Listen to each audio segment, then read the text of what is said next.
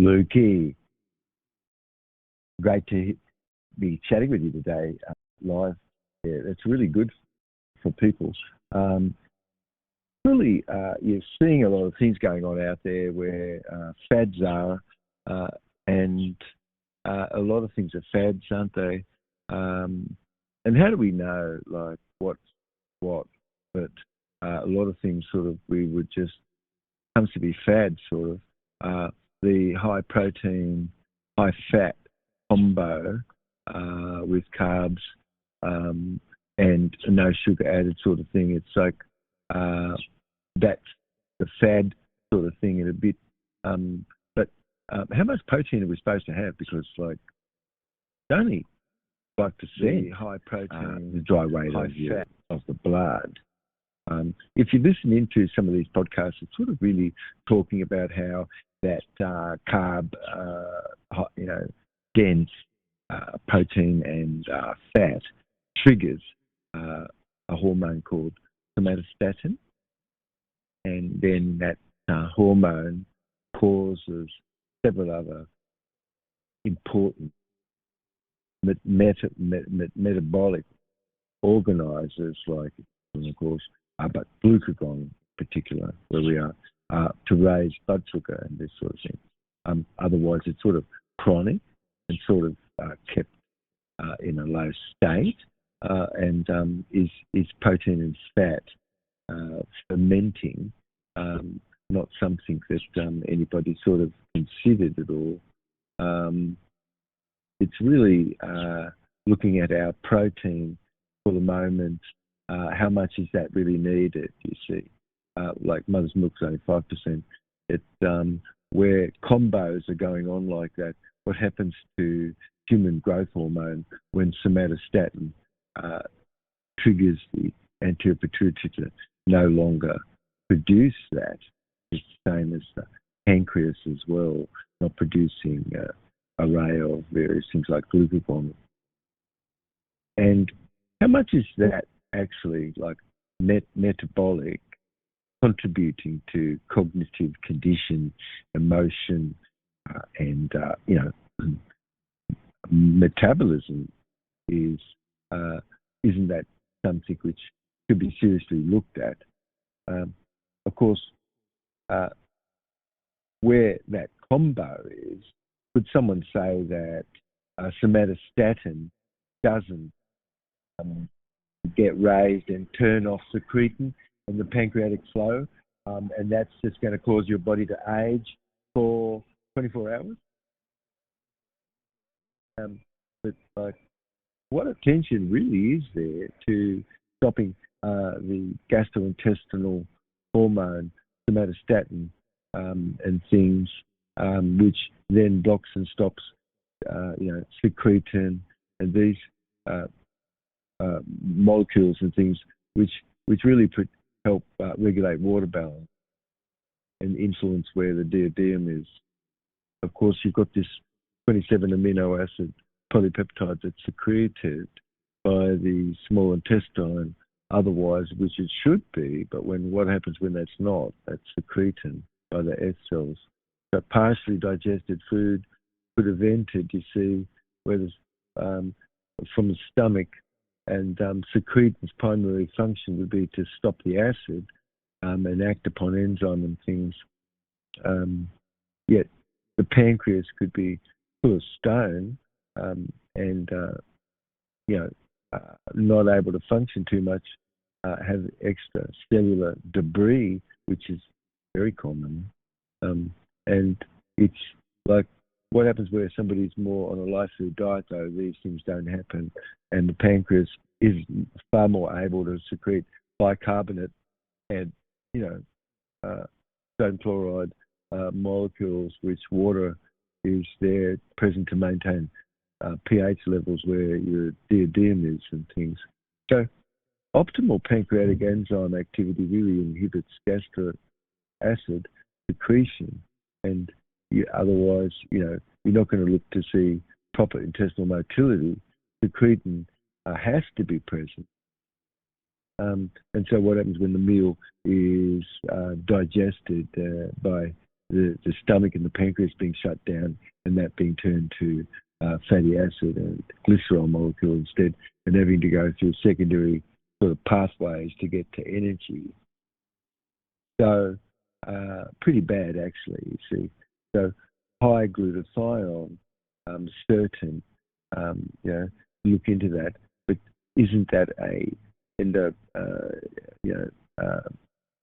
isn't that sort of really a neoplastic sort of cell promoter where growth is and things? And try as hard as you can to get sugar to work where that is. It doesn't.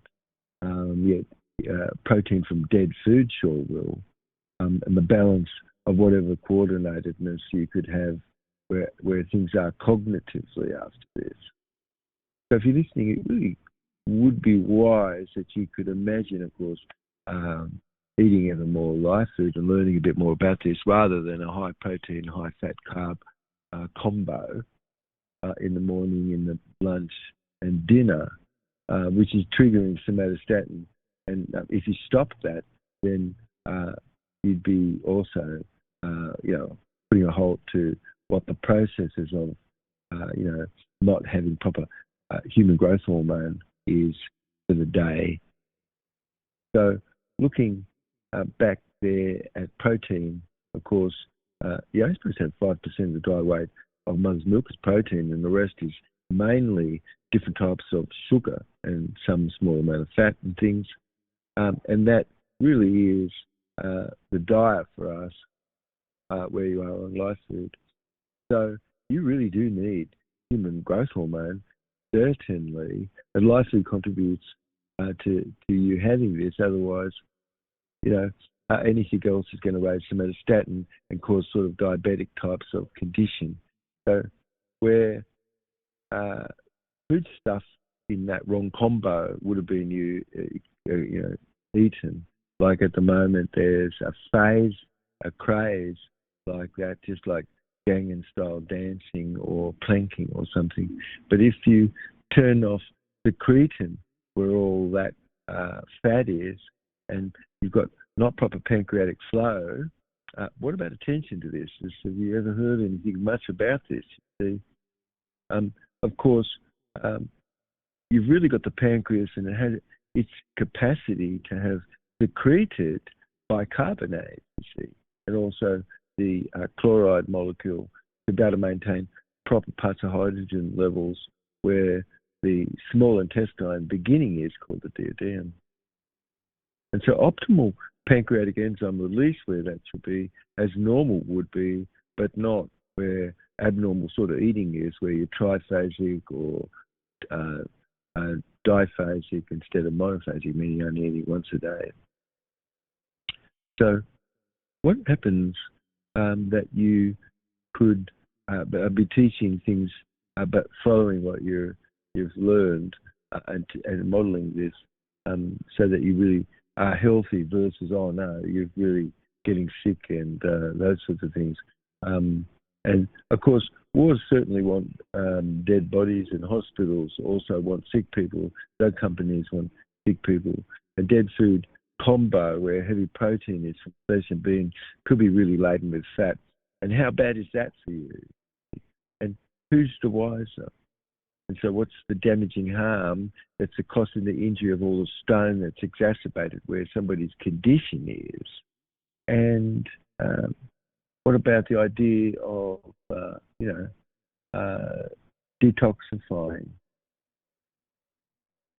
So behind not having any glucagon because you've been doing the wrong fat protein high carb combo, and that cholecystokinin and secretin, various substance and hormone and things which really assist to guide ever more what you're doing in your body after you've eaten, and that's sort of an eating slender stage to have this sort of ideas so that modifies what you're choosing to eat.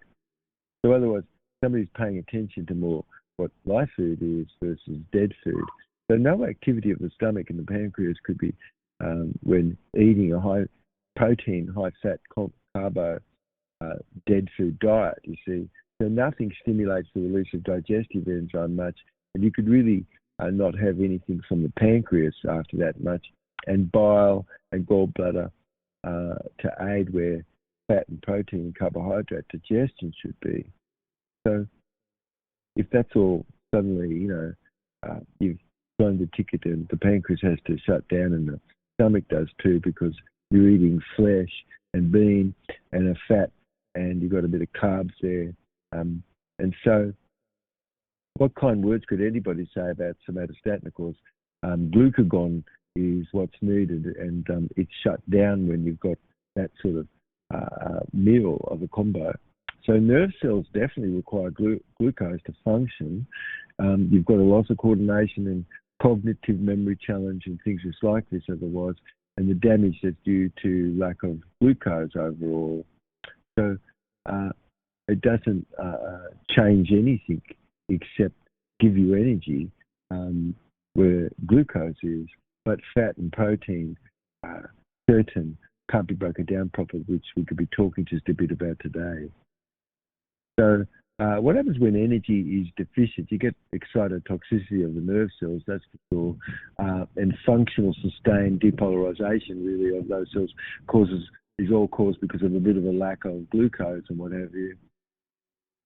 So balance and coordination and having no more cognitive challenge, it is because you've moved more toward light food and you've kept your attention more to look at your blood, which who's actually looked at their blood? Why shouldn't you? Of course, if blood sugar would have remained low, where it is on that dead food diet, and cells aren't really able to be properly polarized to function, you've really got all kinds of conditions of inflammation occurring and all sorts of symptoms where hormone and fitness isn't proper, and hormones becoming more modest and variables where anybody is.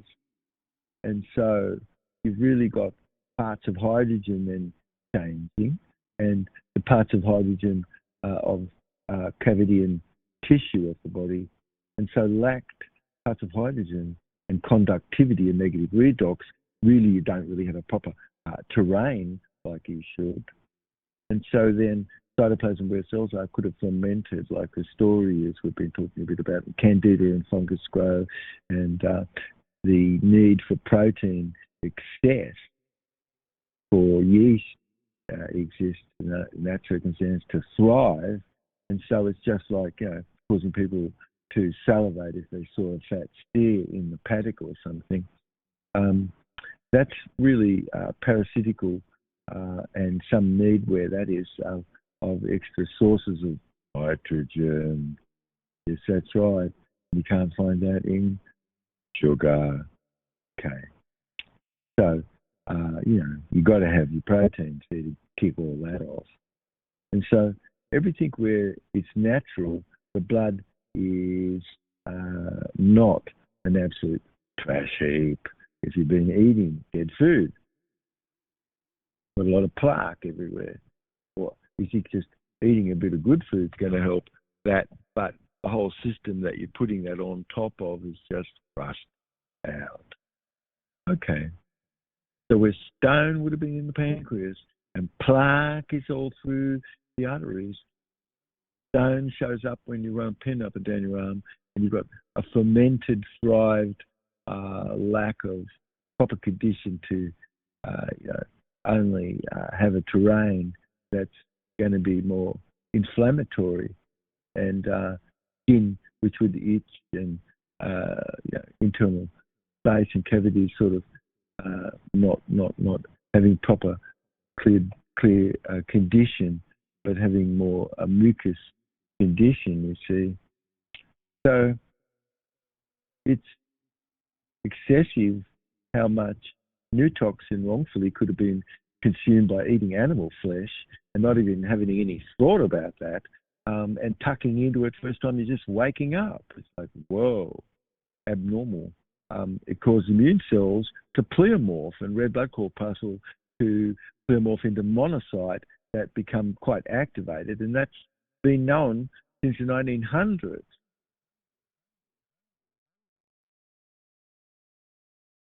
The immune system really gets turned off, because why? Monocytes all get increased suddenly when you're eating flesh, and you've got this sense of an excessive amino acid, leucine, which is excessive and in flesh and bean, and having that eating habit. And then it's an abomination for nature to have ever thought just how could you be saved. So eating flesh, nature says maybe you shouldn't be. So new toxin really, where that is, flesh eaten wrongfully by our species, got excessive toxic amino acid like leucine there. Go ahead and have a little bit of a look at that. It's animal-based protein that activates these monocyte cells in excessive amounts, and amino acid leucine level is sensed as to be definite after that, and it just causes you maybe not to have that meal. But what are you looking at that you are consuming, and when do you consume those things is all something that relates to live food, isn't it? But yet, learning about this, looking at the immune being compromised where the system got regulated not properly, where toxin would be, and you've got cell sentience, then like all of a sudden it goes, okay, so well, what are we going to do? We're going to have to let that be here because that's just something that's relentless coming in. And so a suppressed autophagy where your immune cells are no longer scavenging debris, you've got an activation of this mTORC1 pathway suddenly, where cells leading to the suppression of autophagy, you see, clearing debris away. Autophagy really is critical where cellular processes clear debris away, you see, to have a better and clean terrain. And yet, where flesh eating is, the body only has a certain threshold capacity to be able to clear out damaged protein, and at the same time you've got vital cellular componentry where eating flesh in the diet and bean always would see the immune system becoming more suppressed, like we're talking about monocytes being created. So it's obvious that something is going on as a debris there. And if you just looked inside in the blood, live blood cell analyses, you'd see a crash heap. Excessive, wrong amino acid, all contributing to inflammation and increased risk of cardiovascular disease, rancid fat, which we'll talk a bit more about in a second here. But you've got, once flesh would be around what is said, like to be on these fad diets, could be around 22% or more of flesh, and it becomes just way too much for your immune system to handle. Toxic condition arises where the flesh consumption is an excessive amino acid leucine, like we're just talking about, an amino acid where very specific molecular pathways are all become stressed. And so in mammalian cells like our cells, it's evident, no question, rapamycin and mTOR sort of signaling all gets impacted. So eating flesh, molecule of N-glyconeurominic acid, which is the molecule of death, comes in. You've got leucine, which triggers all, critical levels of immune function to go haywire, more like you've got, neoplasm of immune cells after a very heavy processed flesh that was high temperature processed. So it's got heavy phosphate. Got to look at that. You've got excessive nitrogen. And how are you going to deal with the toxic amino acid, the flesh of the animal? And that's this amino acid leucine that we're talking about. So it triggers this mTOR C1 signaling pathway, like we're talking about. And so red blood corpuscles aggregate, fuse, and differentiate into monocyte. You can see this raising the levels of macrophage and the type of white red blood corpuscle derived from monocyte that increases the level where that is in the blood and intestine. And all of it is aggregating, fusing, and differentiating from a red blood corpuscle in colloidal, life colloid terrain and transmutation. So pleomorphism is many changing forms where the terrain has changed because of that diet. You've got, we could be talking about it, but you've changed the parts of hydrogen so radical, too much phosphate, not enough of any calcium. So what's the sense you have of the internal condition going on, which, maybe you feel bloat, and that at least. So toxic threshold is there. It gets sleepy afterward and maxed out excessive amounts of leucine, this amino acid, is absolutely eventual. And so, are you going to see plaque? You are. Forming in the artery, at the bends and where turbulence is, where excessive monocyte consumed, and you've got chylomicrons of fat and rancid lipid omega-6 fat, remember that one, all become foam cells and dispersing all of that debris within where bends are, where endothelial cells are damaged, where the lining of your vessels could have been. And so that debris where the blood is, or and the lipoprotein A that gets laid down over the top of that slowly causes ever more hardened, thickened sort of tissue inside the artery. And so you've lacked an energized endothelial cell lining where that is. Of course, you've got all this material over the top of it. And left after that is an internal passageway where plaque or build-up in the arteries are, and ever more until death. Arteriosclerosis internal is. And so if you're looking at having seen blood, why haven't you living blood under the microscope? Because you could have seen the inflammatory response and have decided to really look, oh gee, I really do need to change the picture of that. But how would you if you've been kept away from being able to have ever seen this? So the picture of excessive monocyte where the blood is, that's pathogenic. It's inflammatory, and it's the blood of a flesh eater.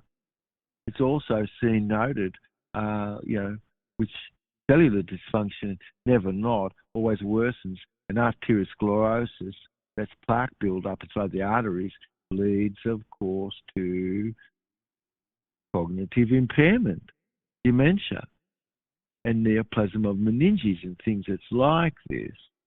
So could that be turned around? Yes, it can at night, where it's cool enough and you're on live food.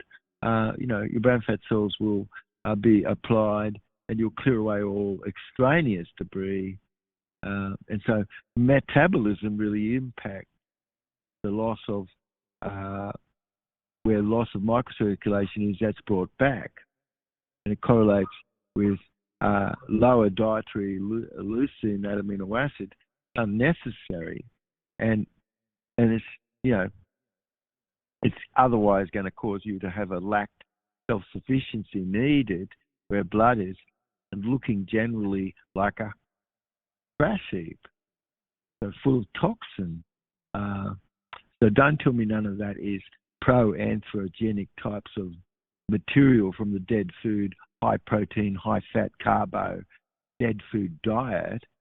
So flesh from the pig, of course, or a goat or a turkey or a monkey, birds, fish, a lot of things being eaten, four-legged, all toxic to our species, because you and I, we can't have any surfactant to break the proper enzyme down of the surfactant that's inside an insect or any of these other flesh forms.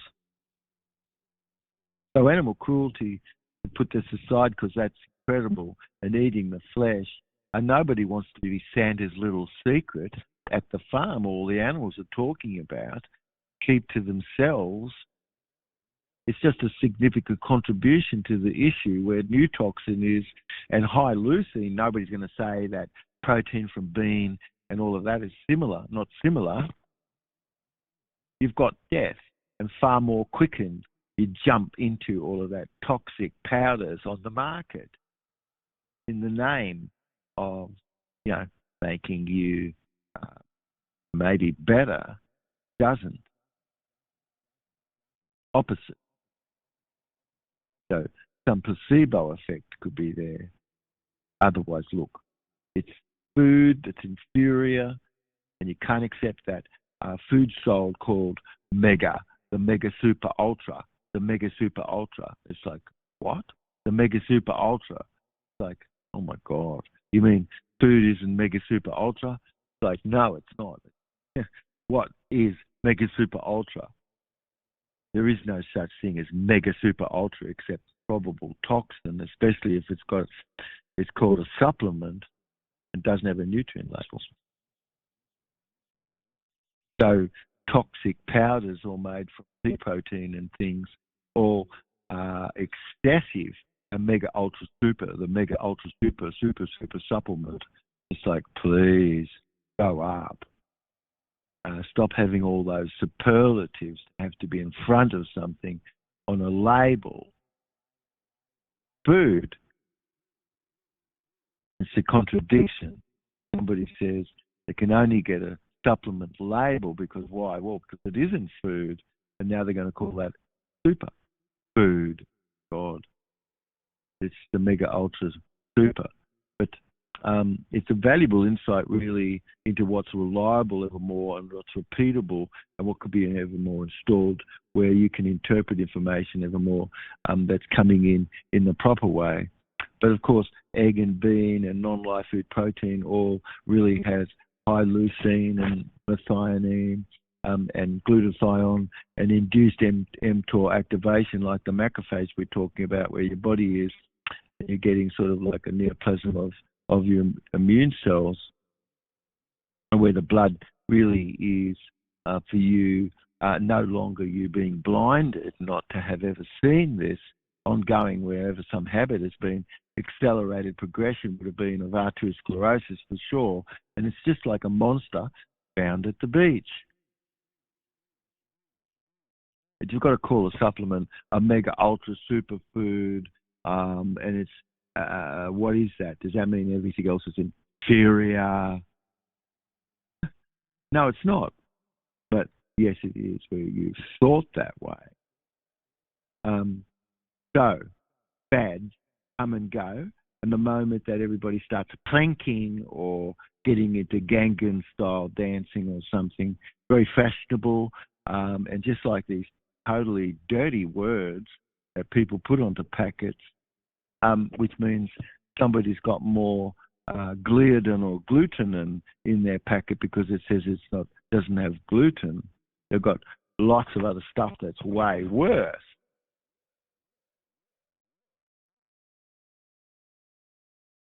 So vegan certainly got a bad rap because that's a starchaholic, a carbitarian, and raw flesh, of course, where all that is, horse flesh, raw this, flesh and that, doesn't have a proper condition whatsoever.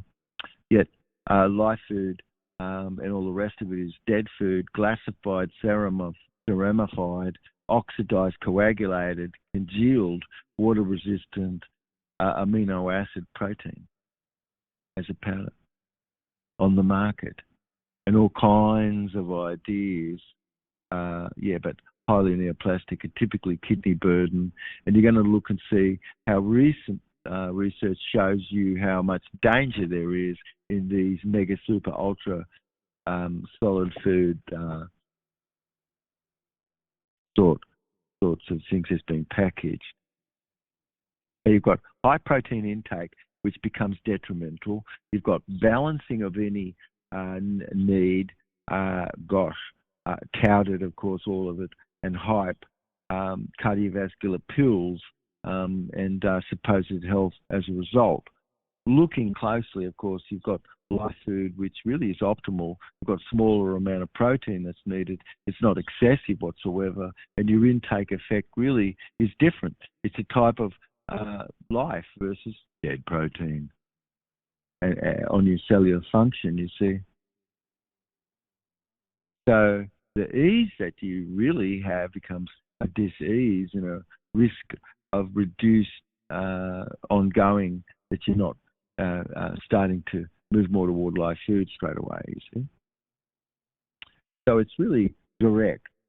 It's not a side effect. No. Eating flesh, that's a direct effect. That's a molecule of death. You've got N-glyconuraminic acid in some of that, another surfactant that, as I said, we do not have any enzymes to break down.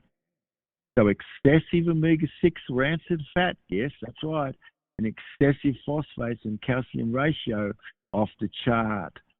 So creating immune response that really becomes neoplastic and artery clogging. And to mention, like, high doses of leucine cause low blood sugar, hypoglycemia even, and in flesh and bean eaters. So pellagra doesn't have to include skin lesions and hair loss alongside gastrointestinal types of challenges and things where somebody would have been pregnant and they had these things going on, or breastfeeding. It really is you're having just consumed dead food and flesh and bean. So the symptom of toxicity and correcting this and stopping that incorrect protein and fat complex carb heavy combo, and to have all of that just have shut down the pancreas and disastrous effect. So what's really going on where that is? I mean, you can hear it, of course, can't you? Yeah, it's the opposite of what this is. It's like very high-pitched, fast-paced note, everything in the note of A, congested nasal resonance, fidgeting, holding onto items, smoothing your hair or your thighs if you're her, and poorer vision, lacking, and not too much ability to be able to handle bright light, and appetite starting to become sort of like not paced like proper and things, and feeling sick and unexpected where weight loss is up and down, and you're hearing this going on, you see, looking at things, this high-pitched voice, quick, fast, like emergency sort of voice.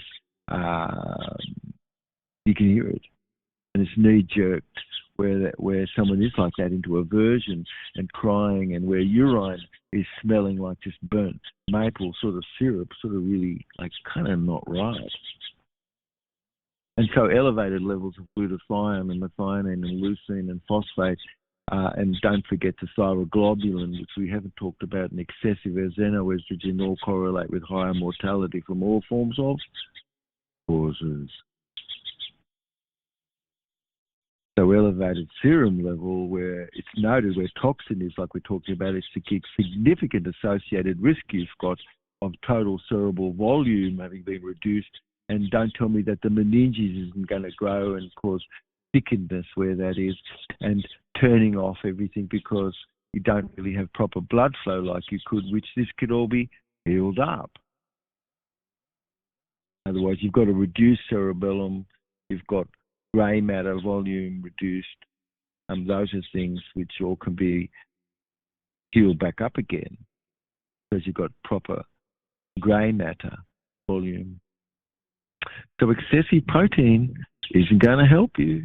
It mimics all the reasons that you could imagine that people go to a health practitioner for.